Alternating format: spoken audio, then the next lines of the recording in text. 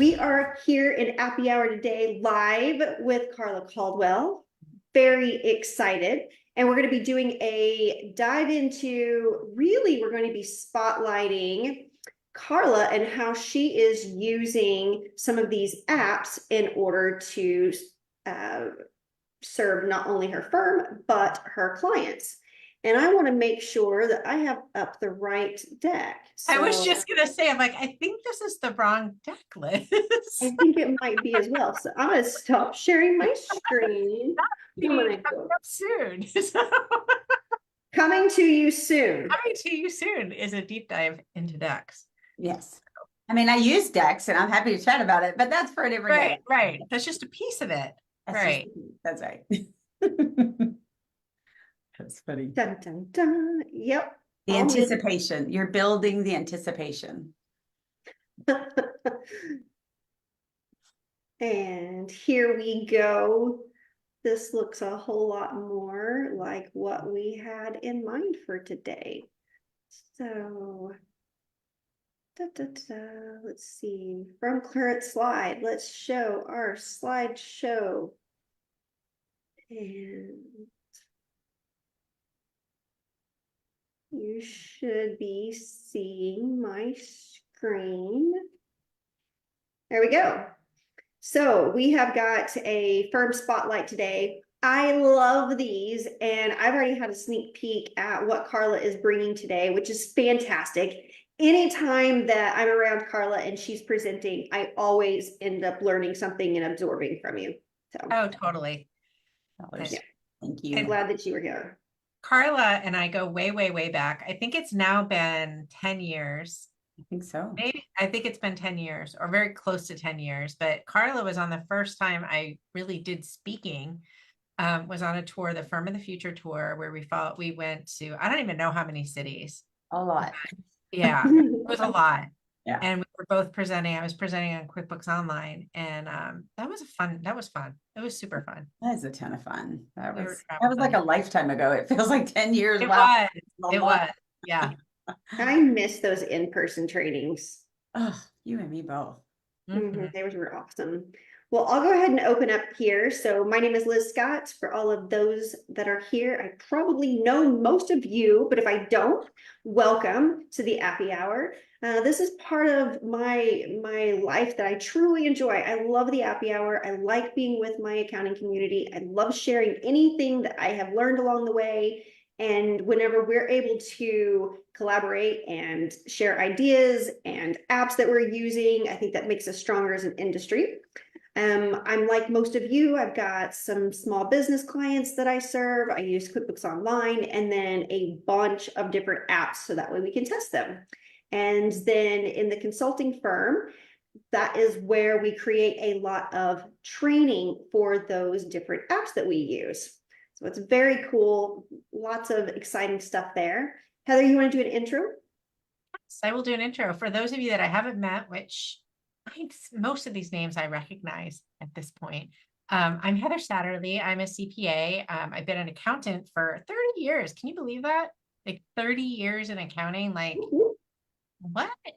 Yeah. And so I have started, grown, and sold 2 accounting firms. And now I'm the director of education and media at Woodard. So I get to work with apps and accountants just like you. And I still have a few clients as well. And I still dabble, but not like I used to. But I love technology and I love automating processes. And I just love picking apart processes. Carla, you and I have that in common. Love putting together processes. Just the way my mind works is I want to figure out like how to streamline it. Yeah, the process mapping. Super sexy. So Carla Caldwell, you are here with us. Would you like to do an intro? Oh, sure. I would love to. So I own a business called Caldwell Consulting and Training and started that when I left working at a couple different software companies and decided that I really wanted to help other accounting professionals with the technology. And at that time, cloud accounting, like that was kind of a thing that was exciting and new. And I just realized that it really upended a lot of what we did. And it was really causing a lot of anxiety and a lot of concern. And I was just like, I could help with this. And so I started to do that. And kind of along the way, I started getting voluntold for things to do accounting for nonprofits or a business that really, really needed some help. And they knew me. And so we started working on doing that, some of their accounting. And so it just kept growing and growing. And eventually I finally said, okay, that's it. It's legit. I'm really going to run an accounting firm. And so I had been doing it for several years, but officially 2 years ago, we launched Candela Accounting and Advisory. And so we have a team of 11 women that are serving small businesses all over the country and nonprofits. And I still train, consult, coach, and all the other fun stuff I do with Caldwell Consulting and Training. So That's awesome. yeah. And avid book reader. I'm going to put that on there too. I do like to read a bit. Yeah, You absolutely. do. Yeah, you're fun to talk book reviews with. Yes. Oh, I have a list going right now. I'm just dying to get into them, but I'm like, okay, February 1, that's my goal. Get through this month, and February 1, I've got some books stacked up ready to go. So, All right, what's going to be your top read or your first pick?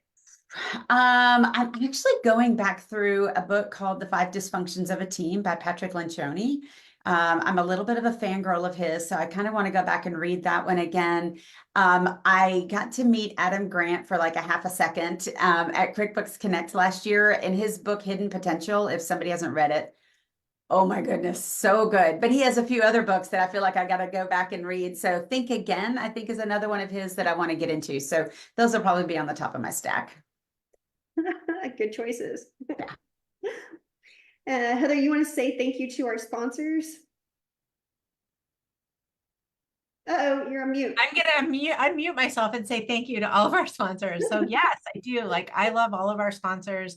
Huge thank you to these incredible companies that have made Appy Hour possible.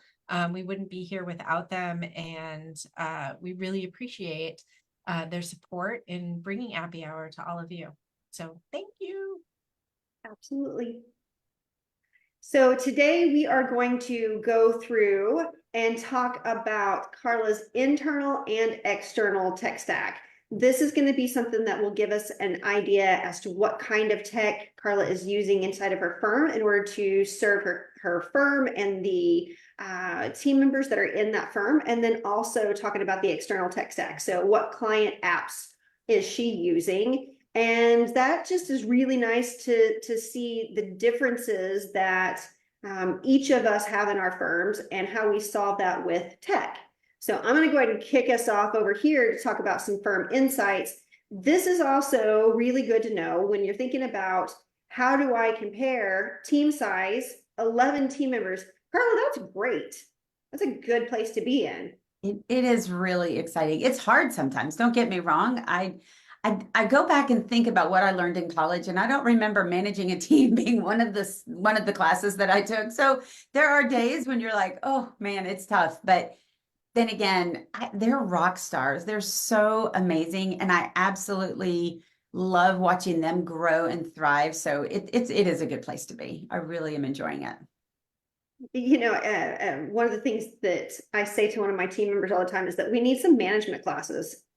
Because it's exactly what you said. It's not like we go to school for that piece of it specifically. So you do need it whenever you've got a growing team. And 11 team members, that's a lot of different personalities. It's a lot of different processes, encouragement, adversity. So yeah, I definitely see the desire there to grow. Client size. So with your nonprofits and construction related clients, is that pretty much all of those 200 clients are in that particular niche? No, definitely not. We have a smattering of clients. It's funny. I know that even 10 years ago when Heather and I had that conversation and that road show, if you will, that we did, we talked about having a niche. And I remember people being like, but I've got a bajillion clients in all these different places. And, you know, our niche is there because that is where we specialize. And we get to choose the clients that we say yes to if they're not in those niches. And then, you know, we get to do that. We've got a, friend, or we've got a really interesting client, or we have somebody that we really want to work with. So no, we do have some other types of clients that we work on. I always said I was never doing construction or manufacturing. And God has a sense of humor because, of course, now I specialize in construction and related industries. And of course, then I get to have a couple, manufacturing clients thrown in there just to make life interesting. But honestly, I love having that niche because it's so much easier when you're onboarding a client, when you're onboarding a team member. They just kind of can get right in the flow, and you have really specified processes where, it does take us a little bit longer on some of those others, but it's also kind of fun to have some little extras, different stuff over there too. So yeah. And then I see looking to hire. Yes, absolutely. We have been growing like crazy, and I keep trying to put off clients, and I'll be like, we'll talk to you in March. And they're like, okay, that's perfect. And I'm like, okay, great. So we're definitely looking to hire. We want to hire another accountant and another bookkeeper on our team. And so definitely would welcome anybody that wants to chat. So yeah, that'd be great. I love that. Tech considerations. All right. So if we're going to start talking about kicking off our tech and where we begin with our conversation, I think it's always important to begin with what are your processes whenever you are considering tech? Yeah, absolutely. Yeah, I mean, I think that I have always admired the both of you and how much you love technology, and both of y'all know me well enough to know that I'm pretty nerdy and love me some tech as well. But at the same time, I don't want to have it just to have it, and I know you guys feel the same way in your firms. But I really want to understand what are my processes right now, and then I want to find those gaps. Where are those holes? The places where things get stuck in the process, where it takes longer, where we are doing something like manual data entry. I'm like, I can't even. And so what are those things that we're trying to solve for, and make sure that we are, we know what our current process is, and then we're just enhancing that with the technology. Yep. And the workflow impact, these are some key words that we got a chance to meet with you before today, of course. And so having that conversation, one of the things that you had brought up was the workflow impact. Where is that going to affect the team? How is it going to affect the team? Who's going to be entering the data? All of those are considerations. And especially whenever you have a team of 11 and plus looking to hire, it's a big consideration. Where's your big time suck? And it's a lot of manual entry. Yeah, and it's also a matter of, like I love some Excel. I like teaching on it. I mean, we're all nerdy Excel people, right? If you're in the accounting industry, you don't know how to use Excel. It's kind of an odd thing. So we like spreadsheets, but at the same time, like I don't want to maintain a spreadsheet. I got one from a client today, and I'm like, let's redo these formulas. And he goes, what do you mean formulas? And I was like, oh, and so we're just as bad sometimes, right? We'll create a quick spreadsheet of, let me see all of my clients that are in whatever industry or all of my whatever. And we start managing that. I want to get away from those things. I want to be able to use tools that provide information for us, that do things for us, that keep us from having to take that information, put it in a spreadsheet and create a pivot table and do some analysis on it. What can I do without doing that? So I also want to make sure that, and we kind of mentioned this before in our conversation, was I want to use our tools as much as we can. What can I do to use every bit of that tool so that I'm not having to use most of this tool and part of this tool and part of that tool?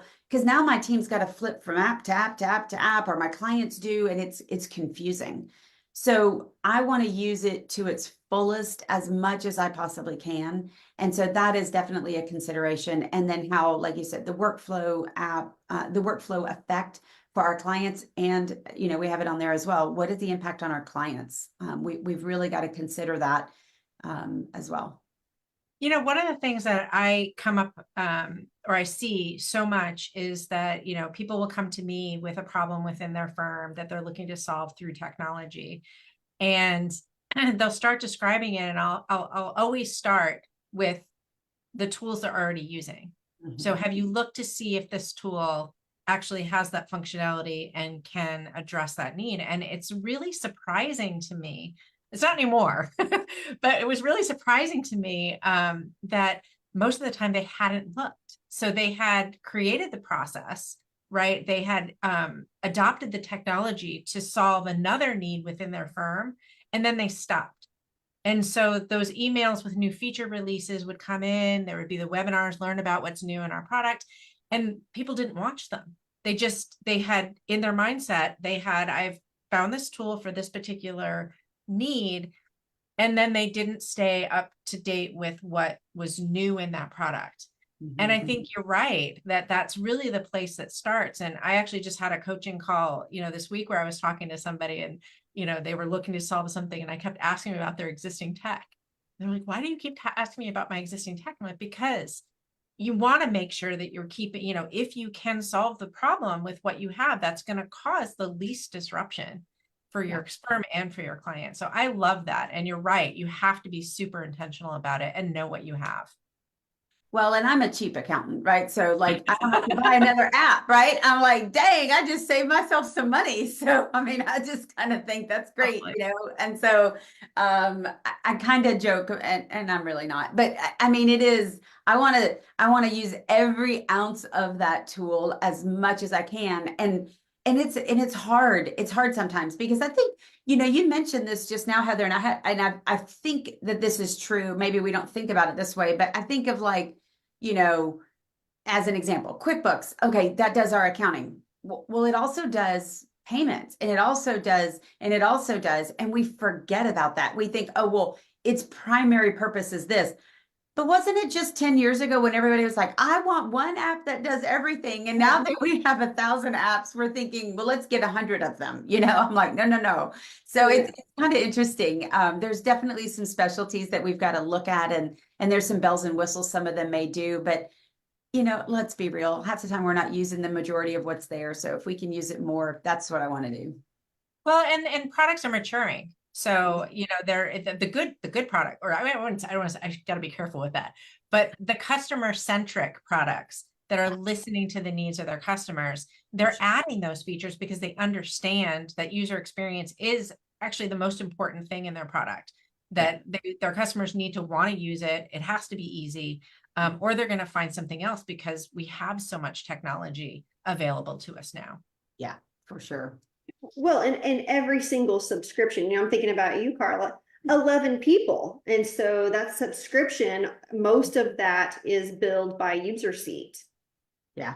So if you're not looking at your existing apps and their functionality, then you're missing out on some of the dollars that you're already spending. Yeah, absolutely. So Carla, I have a question. What is like the holy grail moment of, that's not the right terminology, I made that up, but what is that eureka moment? That's the right one, where you're like, I need to find something new. Like, what are the things that need to exist for you to say, okay, this is a problem that I'm not going to solve in my current tech stack, and I need to start looking at something? Yeah, usually it's because there's some pain points that our team might be identifying either internally or with the client. They are not getting the information they need, or the support on that app is a hot mess, or they've been doing something. And when you take a step back and you're like, what? That just doesn't seem right, And so for me, I'm thinking of one client in particular that happened to be in another state.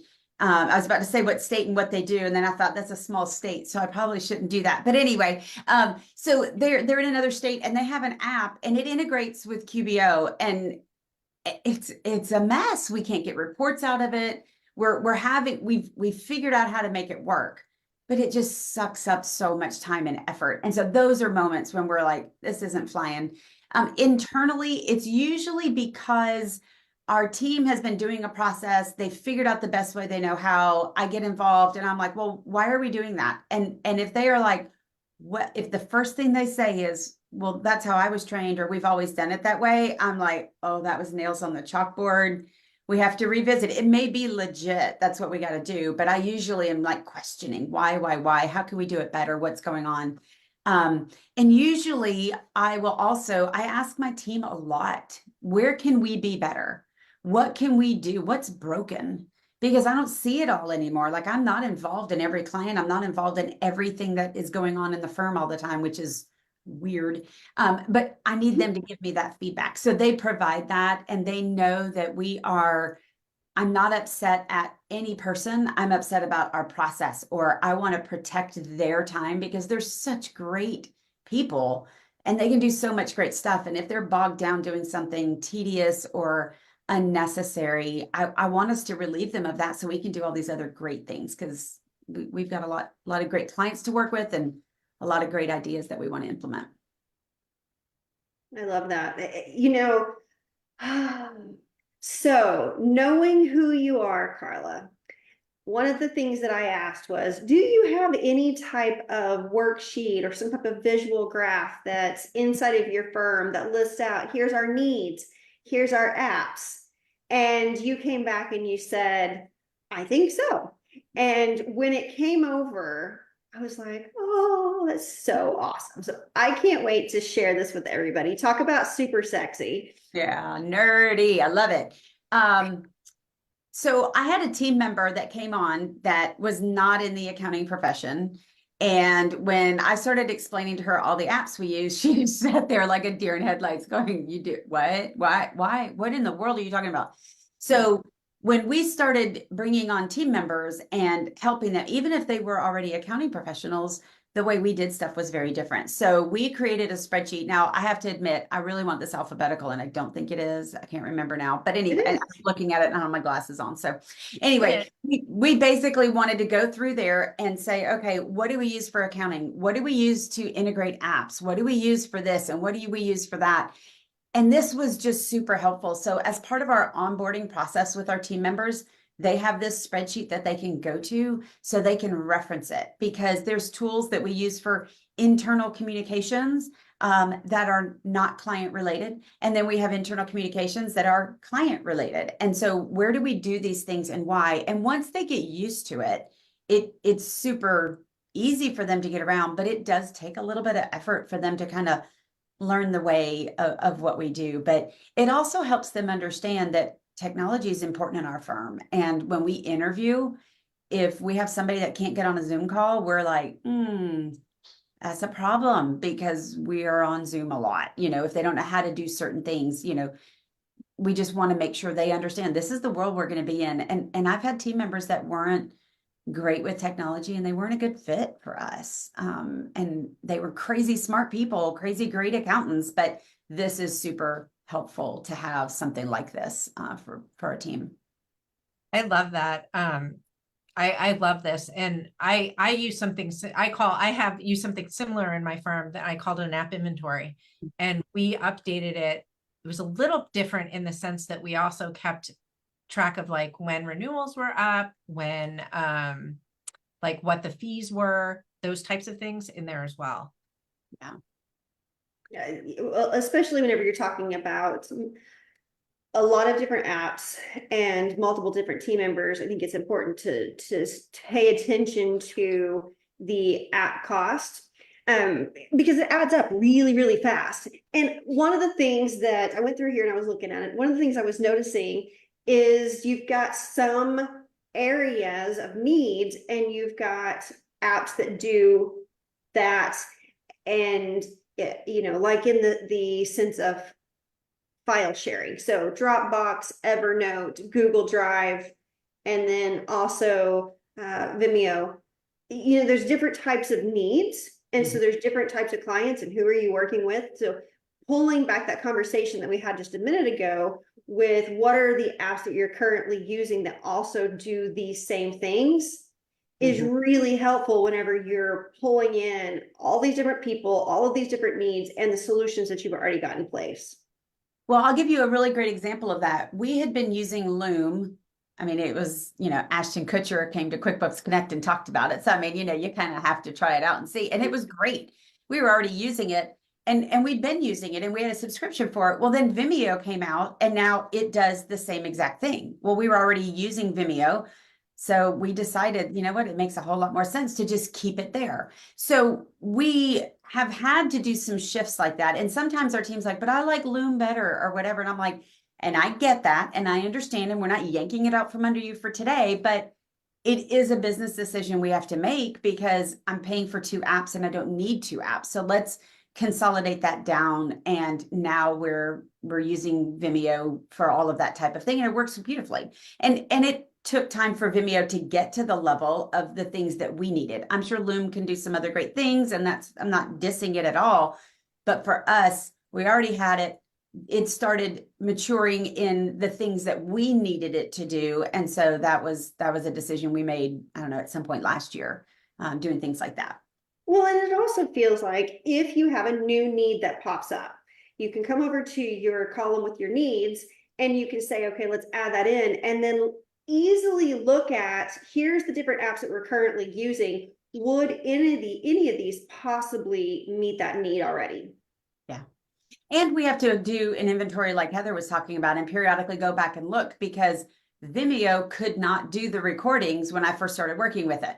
But then later it added it. So when we started looking at it and we went, oh, wait, oh, okay, this doesn't make sense because I can't get rid of Vimeo. Like everything's there, but I could easily part with Loom. You know, so it is tough. I am probably the technologist, if that's the right wording, I don't know, in our firm. And, you know, like last year, a couple of years ago, we were at QuickBooks Connect, and there was an app that was just gorgeous. I was so excited about it. And then I was like, but we already have an app that does 90% of this. I mean, there were things the app we used didn't do that they did, but I couldn't justify bringing that in because of the disruption it was going to be to our clients, because it was going to be more client facing. So we had to decide. Now, that does mean that we're really connecting with that app partner we do have and saying, hey, did you see so-and-so is doing such and such? We need you to be on that, you know. So we do some encouraging that way as well. So that's super smart to be able to say to the solutions that you're using, these competitors that we're looking at on the market are growing in this area. This is something that we need to. Is that on your roadmap? Yeah. And if so, when are we going to be able to see that? Yep, absolutely. Well, thank you for sharing this over. I think that this is super invaluable. We're going to flip over and we're going to look at these apps in a different view. Okay. So we're going to take these same apps and we're going to put it into a bucket of internal apps. Okay. So do you want to talk through these? Mm-hmm. Yeah, so we have all of these apps that we are using internally for, you know, serving our own team, ourselves internally as a firm. So Dext is a big one for us. I've been using that for, well, before it was called Dext, right? It used to be Receipt Bank. And with that tool, we are like, when I travel, I use it for my expense reimbursements or submitting my expenses and all those types of things. And so we use that. MailChimp, obviously, to connect with our clients and send out newsletters and whatnot. We use Ignition for all of our proposals. Every single client receives a proposal through Ignition. And so it's just super easy and such a first impression. I just can't get over that first impression that you get using Ignition with your clients. So that one's a biggie. Of course, QuickBooks Online. We use Dropbox for file sharing. This was a really big debate, actually, between using Dropbox and Google Drive in our firm at the time, because having clients uploading a desktop backup when we were doing tons of conversions on QuickBooks Desktop, at the time, Google Drive could not allow you to upload a file without having a Google account. And that was a big issue for some of our clients. So we use Dropbox, and now Google Drive does it. And we've just kind of just went like, well, we're just going to have to use both for the moment. So that's one of those that's out there. 1Password, I have to say, was a big surprise to me. I started using that probably, I don't want to say how long I've been using that now. It's been a long time. It's a very long time because I used a Mac and it was available on a Mac. And my dog is going to come visit. I thought I had the door shut, but here he is. So he may pop his head up and say hi. But anyway, so 1Password is where we store all of our passwords for all of our clients and internal. And we had tried out another solution, and 1Password for Business has been phenomenal. So we have been using that for the entirety of my time as a firm owner. And Carbon is another one that is a big deal. Carbon, I kind of tell our team, Carbon's kind of like our spine. it is the piece that everything is kind of aligned on. And so Carbon works to manage our team, to handle our email and our communications with our clients and even internally, tracks all of our projects, all of our tasks, everything kind of is in there and kind of leads into that particular app. And so it's a big deal. I happen to teach on it as well, so I'm kind of biased. I know it really well. Although I found out the other day, I was like, I really need to do another training for my team, but shoemakers and shoes and all the things, Plannable is actually the tool used by our marketing company that helps us do our posts. And it's awesome because they create them, we edit them, we approve them, we give suggestions, we do all kinds of work in there with them. And that's super awesome for us to be able to see what they're going to look like. Slack is our water cooler talk. That is the place where we share recipes, say happy birthday. Have you done this? If we were in an office together, because our whole team is remote, we use Slack to communicate with one another a lot there. If it is a specific thing related to a client, though, that goes in Carbon. But if it is just kind of a, hey, have you finished up this? Or do you have a question? We'll do that in Slack. Our websites, both of them are on WordPress and G Suite. So that's our stack. And we didn't put Vimeo on here, but that's where I store all videos. So I do coaching and training and consulting with firms, and then also our internal training and things that we do, we use Vimeo for as well. Well, I Plannable, I'm glad that you elaborated on what they do, because that was one that's new to me. Huh? No way. I got a new one on Liz. Oh my word. Made my day. I am so excited. That's awesome. You're cracking me up. I'm sure there's other things you do. It's not even my app. It's really our team's app. But anyway, it's great that I got to share a new app with Liz and Heather. Oh my God. That's awesome. This is really cool here. So we're looking at Ignition, and then are we also looking at Carbon too? Is that we okay, are. so we got Carbon and Ignition here up on the screen. Okay, yep. This is super cool. So what's the relationship between these two? So Ignition is, so if I get an email from a client, it shows up in Carbon, okay? Because all of my emails go through Carbon. It is, like I said, it's the backbone of everything we do.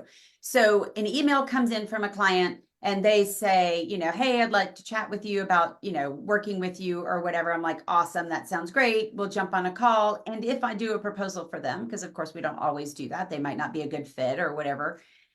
We decide to do a proposal. We go into Ignition and we create a proposal.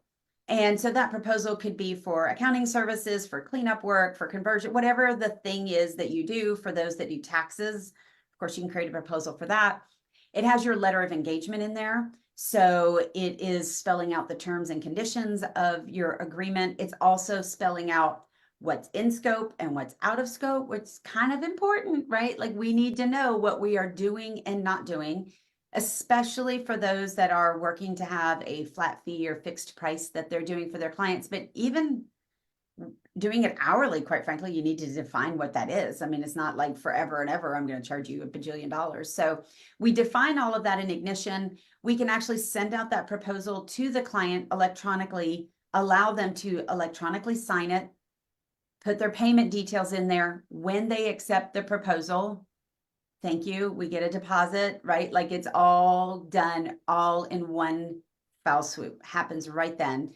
I can also include a video about my firm so they can see a little bit more about it. I can even personalize a quick video that's like, hey, Liz, thanks for calling. Glad we could chat with you about your service, what you need for your business. These are some things that we put together. Let me know if you have questions, whatever, you can do all of that. And then we send that out to the client. Once it's accepted, we can integrate that into Carbon to automatically create those services for us. So accounting services, cleanup work, monthly bookkeeping, payroll, whatever those things are, we can have that created automatically as work items in Carbon for us. One of the things that I really like that you're showing on both of these screens is you're not just looking at the services that you're offering and the engagements and what are the proposal status, but you're also showing in Ignition, here's where your dashboard of revenue, so potential income coming in, who has paid you, so what's the status on that? So from a management perspective, you're able to come into Ignition and you're able to see what is the status of the current work. From a billable standpoint, that helps you to know as far as planning and your team size. And then hopping over into Ignition, same thing. One of the things that you can see over inside of Ignition is you're on a dashboard, you're able to see what is the status of all of this work and even the dollars that are associated with this work. Yep. Really good management tools. Not only are you doing the work here, but you're also able to have a management point of view in a dashboard.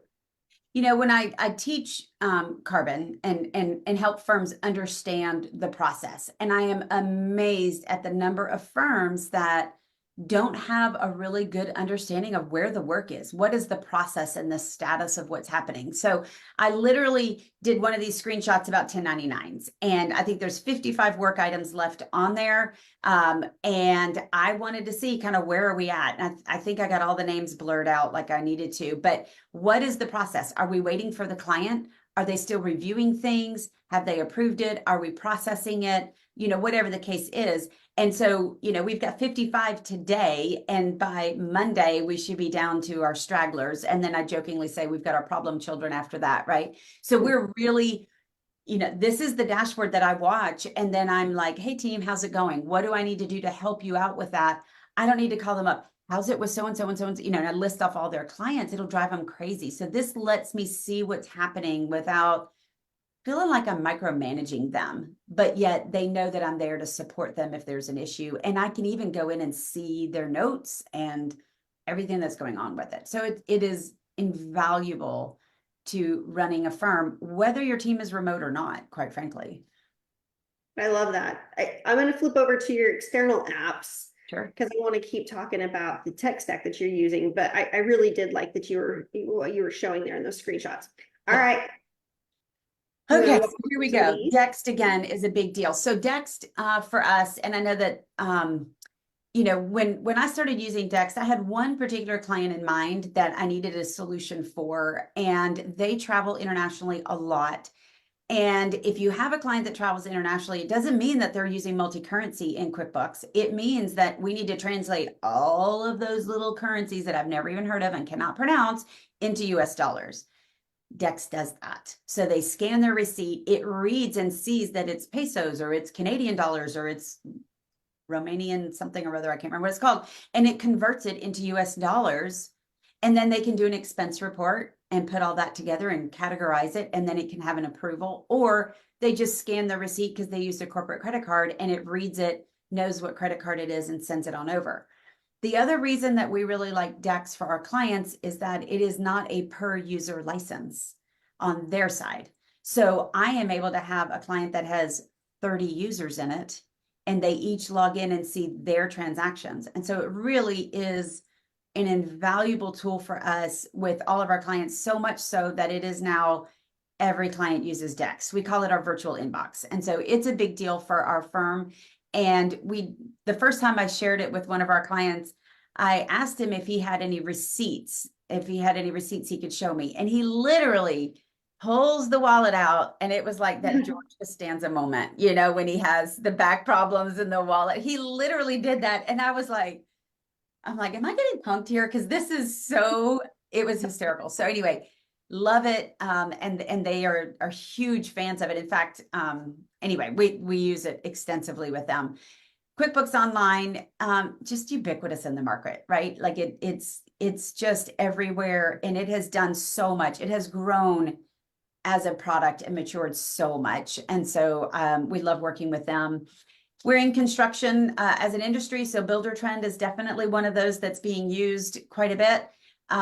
They have other smaller apps as well that are construction related, but for the most part, it's Builder Trend.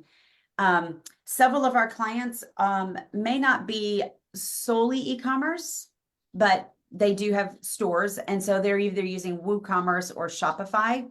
And so those are really big ones that we've been working with quite a bit. And then service trade. So this is used a lot in the construction industry or in the services industry, I guess, for them. And these might be some trades that are using something like that, where their invoicing is happening from there, and then it integrates into QuickBooks Online. Gusto is one of our primary apps for payroll, QuickBooks Online payroll, of course, and we do have clients on ADP as well. Deer Inventory, a lot of our clients are using QBO's inventory, quite honestly, and it's just fine. Like, they don't need a different one, but some of them are much more sophisticated. And one in particular is using Deer. It's now called Sin7. Although I feel like, I don't know. Anyway, it's just an odd name, Sin7. But anyway, it is now the app. That's what they call it. And so that's what's used for that inventory. And it's really robust and does some good stuff there. So those are kind of the big ones. The other one that's not listed here, I know I had it on my other spreadsheet, is Kindful or Bloomerang, which is what it's becoming. And that's the app that we use a lot with our nonprofits. So that's a big one there. Yep. Okay, I appreciate you walking through those. A lot of information. Well, it's fantastic. And, you know, one of the things that you wanted to share with us is more about Dext and the way that you're using it, because there is some distinction here. You were talking about that you're incorporating it with all of your clients. So there's got to be a lot of love for it. Yeah. Well, what we found was, you know, our whole job as accounting professionals, and for the way that we work with our clients, not every firm is like this, and that is fine. That is your firm. You get to decide how you run your firm. But the way that we wanted to work with our clients, we wanted to be able to help them understand the importance of keeping receipts, which seems like, you know, a no-brainer, but it is difficult for small business owners to do that. And especially if they have teams and how they keep up with all of that. So what we found was, if they will just take the picture when they can on the app and throw it into Dext for us, then we're able to take that transaction, whether it's a bill or a receipt from a vendor, we would be able to take that information and send it over to QBO. So we started using this extensively with my client that travels internationally and has about 30 team members that needed to be able to submit receipts. It changed their world. Otherwise, it was, let me take this receipt and tape it to a sheet of paper, and then I'll take a picture of it. And hopefully it doesn't eat off the words because they put the tape in the wrong place and all the things, right? And I'll send a picture of it to you and all of this stuff. And it just got to be ridiculous. So this really changed the game there. We also worked with a roofer that needed to send us bills and tell us which project it went to. And since Dext integrates with QBO at the project level, we were able to take those bills and put it directly on the project. So now they had real project costing that they'd never had before. So it just really became something that our team loved. And so we could bring in somebody new into our team and help them acclimate to a client by just going into their Dext account, looking at transactions. You can set up rules and all kinds of things there, but they started really getting to know the client and what they were doing. And then as they got into more of the bookkeeping and accounting, they were already kind of in the flow of seeing all of that. And quite honestly, at the beginning of my firm, I was bringing in people that were as green as grass. They didn't have a clue about some stuff. And this allowed them to be able to get started working with me and doing things that I could train somebody how to do before they really knew bookkeeping and accounting. And so this was the beginning of how we did some of those things. And they loved it because they realized how helpful that was. So it's been a good tool for it. And now, yes, it is every single client, every single time. It's what we use. They send us all kinds of information in there, even if it doesn't integrate into QBO. It's a place for them to put it, store it. We know about it. They have it, and we're good to go. You know, you bring up several points talking about expenses with your clients and even team member education. We often hear, how do you advise clients? How do you do advisory services? How do you coach clients? And my recommendation is always to start super simple with information that you've already got. Yeah. When you're talking about a business and its profitability, part of the equation is the expenses. And because you can run these types of analytics inside of Dext, and you can see who are your top vendors, how much dollars have you spent this month, and the various different categories, looking at the expenses is part of the advisory moment or coaching moment, however you want to take that conversation. It is a big chunk of the overall profitability of that firm. Yeah. And what we found was, if I was working with a physical therapist, well, they weren't integrating their income into QBO, but they always had expenses we had to track. If we were working with an e-commerce client, then all their expenses were really important, right? So all of this is there for every single client. Nobody has, I mean, unless you're working with really large clients, but it integrated with Bill.com as well. So that was there. And of course, if you were using Melio or the new QB payments app that they're rolling out at some point, then that will be there as well. So it really just became one easy place for the client to get to. So I saw somebody put a comment in there about, do our clients find it intuitive because we have somebody that's a little, little upset about it. So I'll tell you two things. One, there's always going to be somebody upset about everything. So I just kind of am like, okay, let me use this as an education moment. The other thing is, we do teach our clients how to use it. We record little short videos and show them things on how to use the tools that we're asking them to use. So we have done videos on, this is how you take a picture on your phone. And I literally will take a picture of a receipt and show it upload. And then I show it to them when they get in there. And then if they need to make an expense report, how do I do that? If I need to add another user, if I need to, whatever those things are. So we do provide videos for them. And yes, we could do a generic video, and we have, but a lot of times if we can just do a really short and sweet video for our client and send it off to them using their data, it just, like, they get blown away. They're just like, I can't believe you did that. That was so amazing. And I mean, I had one client, we sent them a little video on, I think at that time we were using Loom, and I sent them a little Loom video and I said, hey, I'm looking at your financials and I saw on this didn't look right to me. Could you let me know? He got so excited. He went and got Loom and sent me a video back. I almost cried. I was so excited. I was like, this is the dream client, right? And so being able to do stuff like that, because by the time I typed out all the directions on how to do all that stuff and edited it, I could have had the video out the door. So I definitely encourage you to do some quick videos or find somebody that can help you do that. Make some quick videos to send to your clients and show them that. I don't take the excuse anymore that my client won't take a picture, because it doesn't matter who they are anymore. They could be age-wise, it doesn't matter. They all have a phone and they all got pictures of the kids, the dogs, the grandkids, something. They all have it. So I'm like, they can do this. It's just a want to and a training process. And so that's what I would say. Well, and also teaching them the value of what they're doing. For sure. The benefits. The benefits, yeah. If you can take them through, here's the process to do it, and here's what you get as a result. There's a lot of people out there, and I think of my teenage sons right now. There's a lot of people out there who understand they need to make money, but what do you do with that money? That part hasn't really sunk in. So bringing these types of educational moments, be super simple. Start there. There is nothing wrong with starting with a 101 class and then progressing if needed. You're going to have some clients like what you did that went out and they got their own Loom account and they wanted to make a Loom video back to Carla. Yeah, that's super cool. But the other clients out there who are just watching that video, that's powerful because they need this same type of education.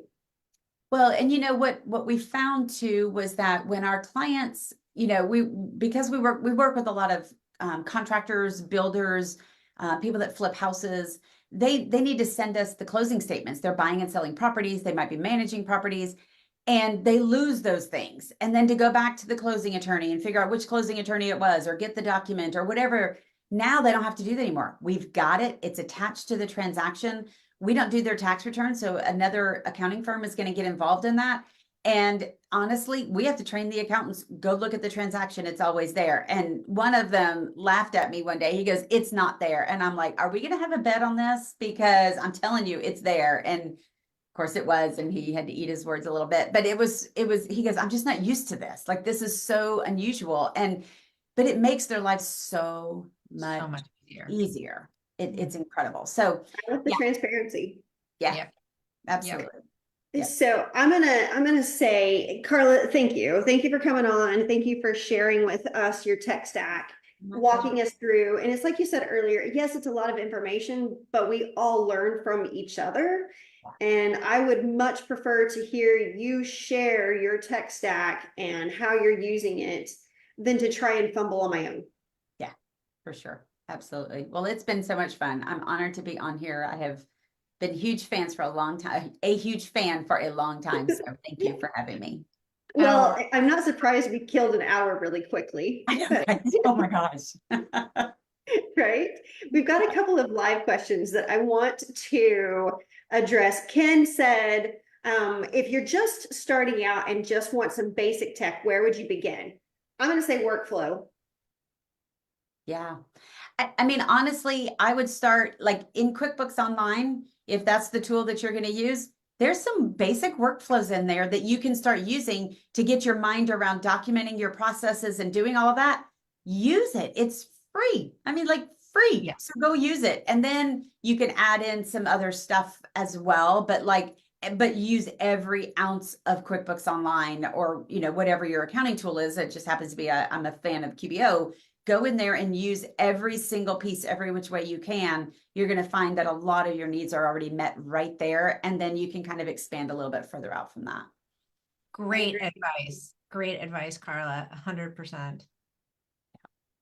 Well, so Heather and I have got a YouTube channel. So the Appy Hour has got, I think I heard you say today, Heather, over 100 videos. Oh, we've got well over 100 episodes at this point. We've been doing this for 5 years. What? I know, right? So we're in our 6th year. So yeah. And if there's an app that you want to learn about, chances are there is an Happy Hour episode about that app. So please do check that out. The other thing that I want to point out too is on our website, which I think is the next slide, Liz, it's a Facebook group. On our website, you can find all of these firm spotlights. So the videos are on our YouTube channel as well, but then we also have some additional information, including the PowerPoint decks that are presented during our Appy Hours on our website. So you can just go to theappyhour.com and then there's a little link at the top to watch the episodes and you can find that information. So lots of goodness there for you. Plus we have a blog. Lots of articles that are coming in from thought leaders and some of our sponsors. So definitely want to check that out. There's lots of goodness. And just like your apps, you want to make sure that you're using all of the features and all the goodness of the apps. You want to make sure that you're using all the features and all the goodness of Appy Hour. We got a lot of stuff out there. I love that. Yeah. We were just having a conversation. So on Tuesdays, Heather and I have, hardcore Appy Hour days, and we'll meet with a lot of our sponsors and potential sponsors and vet them and whatnot.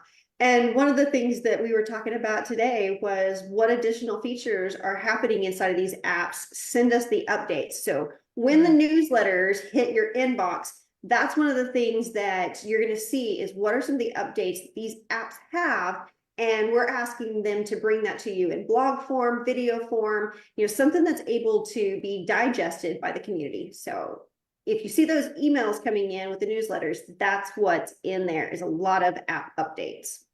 And I know we're in the middle of busy season, especially for our tax preparers. I mean, once January's over, we'll get a little bit of a breath on the CAS firms, but as far as the tax, we record everything. So if you can't join us live, you can always go back and watch both on Facebook and on YouTube.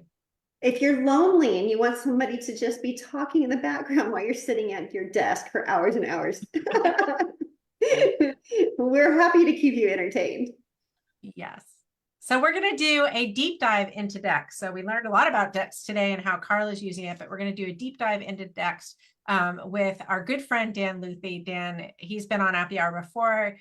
He's a friend. He's awesome. So really excited to have him back on the 13th of February. And then we're going to do a firm spotlight with Decimal on February 27th. And then we're going to do a deep dive into Settle, which is an AP automation tool that was new to Liz and I, and we're really excited about it. It's a really great tool. So we're going to be doing a deep dive into that. So mark your calendars and we'll see you then. And lots of good stuff to come. Absolutely. Well, I'm gonna stop sharing my screen so that way I can give a proper goodbye to everyone. Carla, thanks for joining us. Everybody who's here, thank you for joining us. Have a wonderful rest of your Tuesday, rest of the week, and we will see you in just a couple of weeks. Sounds great. Absolutely. Thanks. Bye. Bye, everyone. Bye.